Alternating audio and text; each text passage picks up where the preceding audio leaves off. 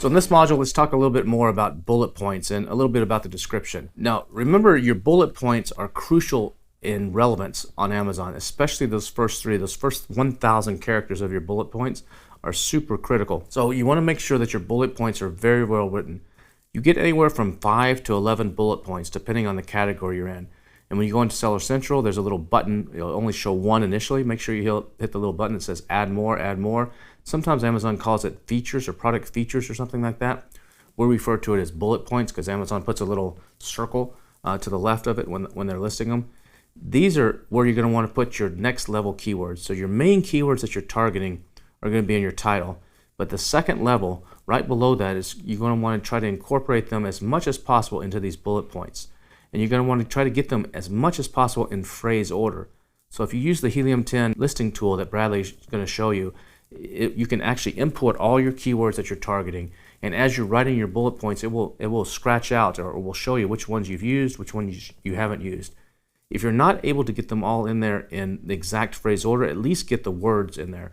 And Amazon's A9 algorithm is smart enough to kind of tie some of those words together and the relevance together. The first 3 bullet points are the most crucial bullet points because a lot of times those are the only 3 that show up until customers hit the more button to see actually more.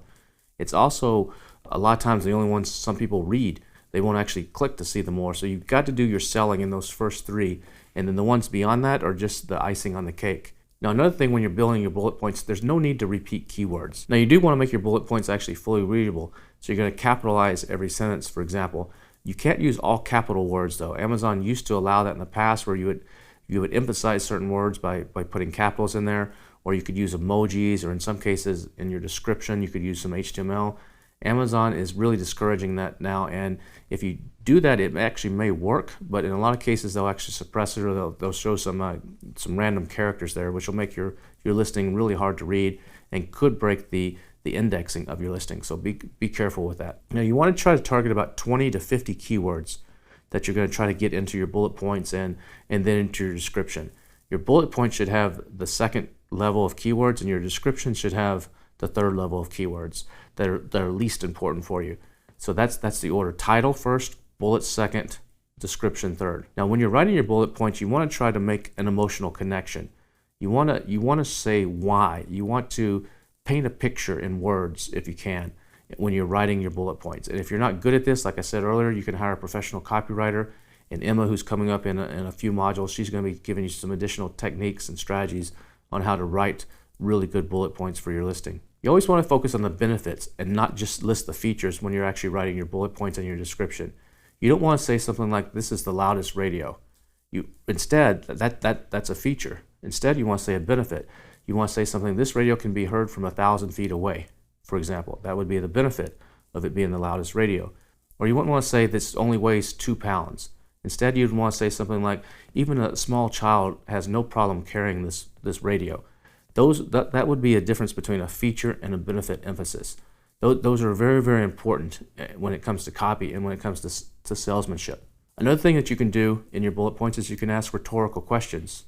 You could, and that can actually paint a picture as well. You can say things like, are you tired of shampoos that always leave your hair dry, for example? And then you explain why your product doesn't do that. Or you can say something like, I'm having trouble sleeping at night. And it's like a rhetorical question. And the person's like, yes, of course I am. And then you explain how your product helps them solve that problem. All products need to help solve some sort of problem. So you need to find what is the unique problem that your product solves and address that in your bullet points in your description, as well as demonstrate that if you can in your images. You also want to avoid any kind of cliches or outlandish language when you're writing your bullet points or descriptions. It's okay to add social proof. If you have some really good social proof, it's okay to do that. It's okay to add a little bit of colorful language to help spice it up a little bit and make it a little bit more interesting.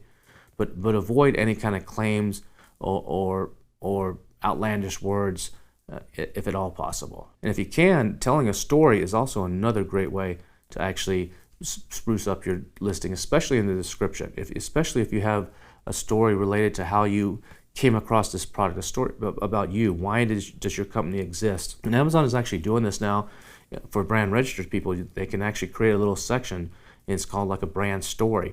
So you could do it in that section, or you can actually use maybe your description to actually develop a little brand story and say, hey, I developed this product because I had a grandmother that got sick with really sick with cancer, and she was having some pain in her legs, and so I saw the pain she's having, so I came up with this idea and this idea and this idea, and boom, here's this product. Those kind of things can resonate with a lot of people. Now, not everybody is going to read your bullet points and your description, so you need to keep in mind a lot of people are just going to skim it. And some people won't read it at all. Some people are just going to look at the title, the price, and the images, and then and the reviews, and then make a decision if they're going to buy or not. Now, remember, when you get to your description, that's where I would put more of the technical information. And remember that first 200 characters of your description is super important. Sometimes that actually shows up above the bullet points on mobile devices. And so I almost, a lot of times in those first 200 characters, will repeat my main unique selling proposition, that what differentiates me from all the other products that are out there in my competition, and really emphasize that in those first 200 characters, just in case someone's viewing this on a mobile device. So when you're writing actually copy, there's something to keep in mind, that most human beings have 8 main core things that they identify with. And if you're able to tap into any of these 8 core things when you're writing your copy, you can actually usually make a connection with a human being. And these 8 things include survival. How is this product going to help me survive? What is it going to do to ensure my safety or my longevity?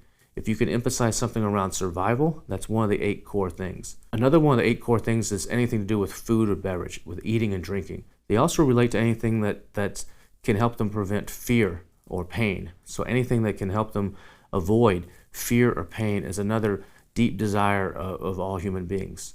Another deep desire of all human beings is the need to have social approval. So if your product will grant them some sort of social approval, make them feel special, make them feel important, you should emphasize that in your copy, in your bullet points and your description. Another key thing of human nature is companionship. If your product somehow can enhance their companionship, or make them feel better, or make them not feel lonely, or make them feel part of a group, that's something that you can emphasize in your copy. Another one of the key components of human nature is people like to live comfortably. So if your product will enhance their life in some way where it will make them feel much more comfortable, whether that's physical or social or any kind of comfort that your product can bring to them, emphasize that. People also like to feel superior. So if your product will make them feel like they're superior, or like they're the best, or like they're a winner, emphasize that as well.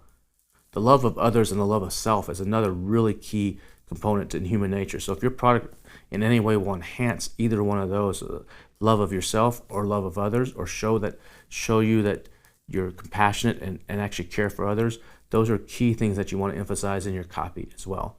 So these are just some of the things to think about when you're writing your bullet points and description. Hope this has helped you out, and we'll see you in the next module.